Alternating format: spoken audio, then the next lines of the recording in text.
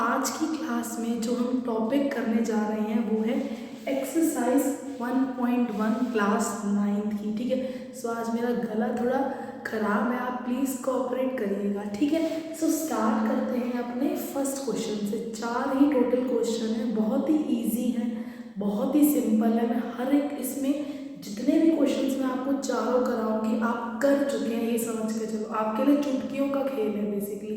ठीक है, so start करते हैं अपने फर्स्ट क्वेश्चन से, जो क्या है, इज 0 अ रेशनल नंबर? क्या 0 एक रेशनल नंबर है? ये आपका पहला पार्ट है फर्स्ट क्वेश्चन का। आपको पता है, मैं आपको पिछले लेक्चर में रेशनल नंबर में बता चुकी हूँ कि 0 क्या होता है। एक रेशनल नंबर होता है क्योंकि हम उसे p/q फॉर्म में लिख सकते हैं। अगर आपने वो लेक्चर नहीं देखा तो पहले प्लीज़ उसे जाके देखिए, मैं लिंक उसका डिस्क्रिप्शन में आपको दे दूँगी। ठीक है, सो क्वेश्चन पूछा है, इज 0 अ रेशनल नंबर? आप लिखेंगे yes, yes 0 is a rational number. क्या है? 0 एक रेशनल नंबर है। नेक्स्ट क्वेश्चन पूछा है, नेक्स्ट टाइप है, सॉरी पार्ट है, can you right in the form of p/q? क्या आप 0 को p/q फॉर्म में लिख सकते हैं, जहाँ पे p और q क्या है, इंटीजर्स, और q नॉट इक्वल्स टू 0? आप कहोगे अगर हम, भाई साहब, अगर हम 0 को रेशनल नंबर बोल रहे हैं, अगर हम किसी भी नंबर को रेशनल नंबर बोल रहे हैं तो वो ऑटोमेटिकली हम p/q फॉर्म में मतलब लिख सकते हैं। मैंने क्या कहा यहाँ पे कि 0 क्या है, एक रेशनल नंबर है। दैट मीन्स हम 0 को p/q फॉर्म में लिख सकते हैं। देखो, मैं 0 को, आपको पता है, अगर मैं 0 को 0/1 कर दूँ तो क्या 0 की कोई सेहत पे असर पड़ेगा? मैं 0 को 0/1 लिख सकती हूँ ना। ये अगेन 0 ही तो रहेगा, कहीं 0 2 तो नहीं बन जाएगा, 3 तो नहीं बन जाएगा, 4 तो नहीं बनेगा ना। 0 0 ही रहा। ये दोनों क्या है? ये बेसिकली p/q फॉर्म में है, यस और नो? ये p/q फॉर्म में है, जहाँ पे p इंटीजर, q इंटीजर, और क्या नीचे आप देखो, नीचे क्या नहीं होना चाहिए, 0 नहीं होना चाहिए। क्या नीचे 0 बैठा है? नहीं बैठा। तो हमने क्या, हमने 0 को p/q फॉर्म में लिख दिया। आप 0 को, एक बात बताओ, आप 0 को 0/2 भी तो लिख सकते हो, यस और नो? अगर आप 0 को 0/2 भी तो लिख सकते हो, अभी भी तो ये 0 ही रहा। अब ये 3 तो नहीं बन गया, 10 तो नहीं बन गया, कोई और नंबर तो नहीं बना। ये अगेन हमने 0 को क्या लिख दिया, p/q फॉर्म में लिख दिया, जहाँ पे p और q क्या है, इंटीजर है, और नीचे 0 नहीं है। आप अगेन 0 को क्या लिख सकते हो, 0/100 भी लिख सकते हो, यस और नो? अगेन ये 0 ही तो रहा, कोई और नंबर तो नहीं बनाना। ये हमने p/q फॉर्म में लिख दिया, और नीचे भी इंटीजर, ये भी इंटीजर, और नीचे 0 नहीं है। आप ऐसे कितने मेरे को बता सकते हैं, आप 0 को कितने ही तरीकों से p/q फॉर्म में लिख सकते हैं? आप इनफाइनाइट तरीकों से लिख सकते हैं। मैंने ये 3 लिख दिए, आप और लिख सकते हैं। आप मुझे कमेंट सेक्शन में और 2-3 बताइएगा। ठीक है, अब नेक्स्ट क्वेश्चन क्या है, नेक्स्ट है, find 6 rational numbers between 3 and 4। तो ये तो बेसिकली क्वेश्चन मैंने पिछले वाले लेक्चर में करवाया है, यही सेम मैंने चीज़ करवाई है। मैं दोबारा करा देती हूँ। मैंने आपको बताया था, अगर आपको कितने रेशनल नंबर निकालने हैं, आपको 6 रेशनल नंबर निकालने हैं। सो दैट मीन्स आप एवरेज मेथड यूज़ नहीं करेंगे। अब जो हम मल्टीप्लाई और डिवाइड करते हैं, आप वो वाला मेथड यूज़ करेंगे।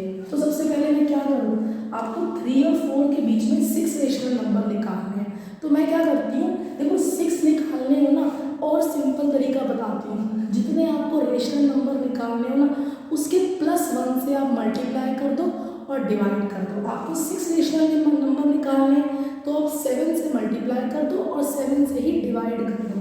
तो मैं लिख रही हूँ मल्टीप्लाई एंड डिवाइडिंग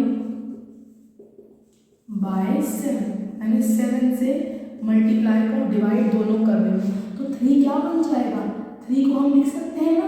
तो 3 क्या बन जाएगा, basically 3 is equals to 3 into 7/7, yes और नो? लिख सकते हैं इसको ऐसे। तो ये क्या बन जाएगा, 21/7। ठीक है, अगेन मैं 4 को कैसे लिख सकती हूँ, मैं 4 में, सॉरी नॉट लिख सकती हूँ। 4 मैंने क्या कर रही हूँ, मल्टीप्लाई और डिवाइड कर रही हूँ 7 से। तो ये कितना बन जाएगा, 7 4 28/7। ठीक है, अब आपको पता है यहाँ आपने लिख दिया 21/7, यहाँ आपने लिख दिया 28/7। ये सब पहले डिनोमिनेटर को भूल जाओ। 21 के बाद क्या आता है, 22, देन 23, देन 24, देन 25, देन 26 और फिर क्या आएगा 27। अब नीचे क्या है, 7 है, तो सबके नीचे 7 लगा दो।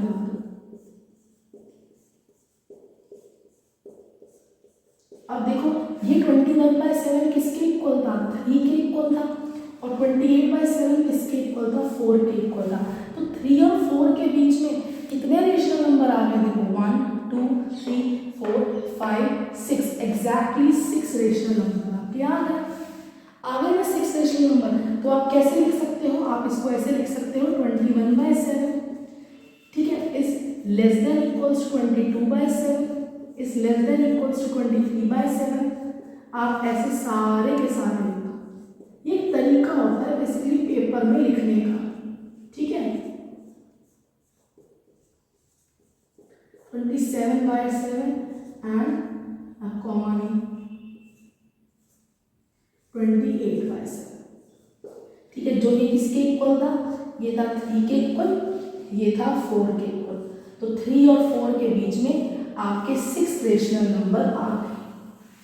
आप नेक्स्ट लाइन में लिखोगे, therefore 6 rational numbers between 3 and 4 are 22/7, 23/7, 24/7, 25/7, 26/7 and 27/7।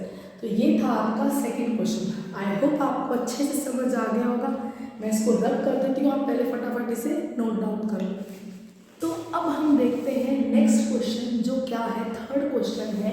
Question है find 5 rational numbers between 3/5 and 4/5। ये भी शायद मैं पिछले लेक्चर में करवा चुकी हूँ, अगर नहीं करवाया तो मैं तो करा ही दूंगी, ठीक है। सबसे पहले आपको क्या कहा है, आपको कहा है 3/5 और 4/5 के बीच में आपको कितने रेशनल नंबर निकालने हैं, 5 रेशनल नंबर निकालने हैं, ठीक है। मैंने आपको बताया था अगर आपके पास फ्रैक्शन फॉर्म में आए तो आपको सबसे पहला स्टेप क्या चेक करना है, आपको सबसे पहले ये चेक करना है क्या इनके डिनोमिनेटर सेम है। अगर डिनोमिनेटर सेम है तो ठीक है, आप जैसे करते हो आप वैसे कंटिन्यू करो, लेकिन अगर सेम नहीं है तो पहले आप उन्हें डिनोमिनेटर को सेम करोगे, ठीक है। एनसीईआरटी में तो ऐसे क्वेश्चन नहीं गिवन, लेकिन आरडी में गिवन है, ठीक है। आप चाहो तो कर सकते हो, ठीक है। सो मैंने क्वेश्चन एक कराया भी है, ठीक है, पिछले लेक्चर में, आप लोग जाके प्लीज़ देख लीजिएगा, ठीक है। सो 3/5 और 4/5 के बीच में आपको 5 रेशनल नंबर निकालने हैं जिसमें डिनोमिनेटर क्या है, सेम है। तो मतलब हम सेम वही अपने मेथड को कंटिन्यू करते हैं जैसे हम कर रहे हैं, ठीक है। सो आपको 5 रेशनल नंबर निकालने हैं, तो मैं क्या करती हूँ, एक प्लस कर देती हूँ, दैट मीन 6 है, तो 6 से मैं मल्टीप्लाई कर देती हूँ और 6 से ही मैं डिवाइड कर देती हूँ।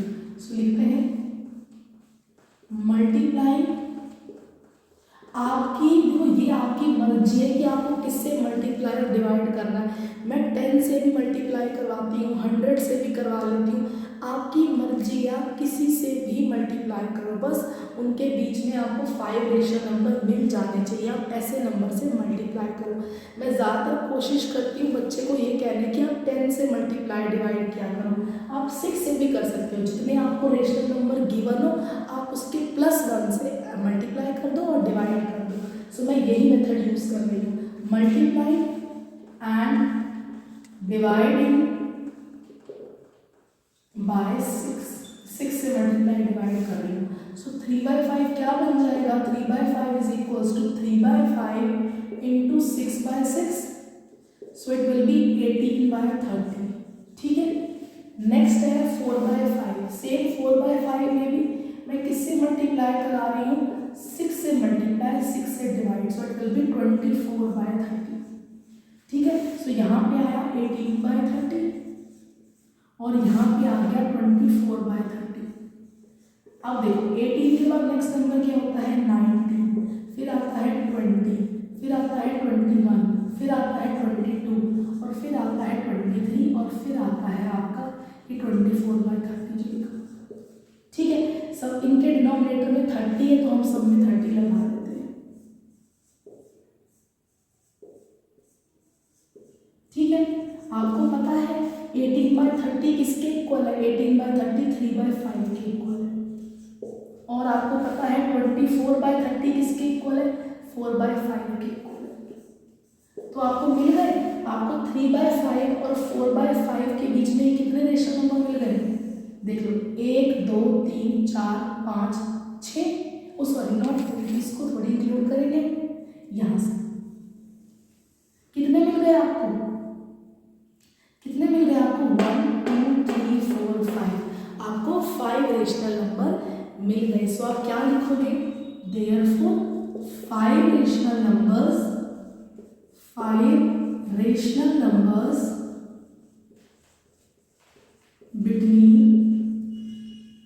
between 3/5 and 4/5 are, क्या क्या लिखोगे? आप लिखोगे 19/30, 20/30, 21/30, 22/30 and 23/30। This is your answer. ये क्या है? आपका आंसर है। ठीक है, is that clear everyone? Is that clear? आपको समझ आ रहा है ना अच्छे से? इसको नोट डाउन कर लो, देन हम नेक्स्ट और लास्ट क्वेश्चन अपनी इस एक्सरसाइज का करेंगे। बस इतनी सी थी ये एक्सरसाइज। ठीक है, सो स्टार्ट करें अपना लास्ट क्वेश्चन। ये बहुत ही सिंपल है, मतलब ये तीनों के तीनों क्वेश्चन मैं पिछले लेक्चर्स में आराम से करा चुकी हूँ। ठीक है, सो पहला क्वेश्चन है, state whether the following statements are true और फॉल्स। आपको बताना है कौन सी स्टेटमेंट ट्रू है और फॉल्स है। सो पहला क्वेश्चन है, every natural number is a whole number. क्या हर एक नेचुरल नंबर मेरा होल नंबर है?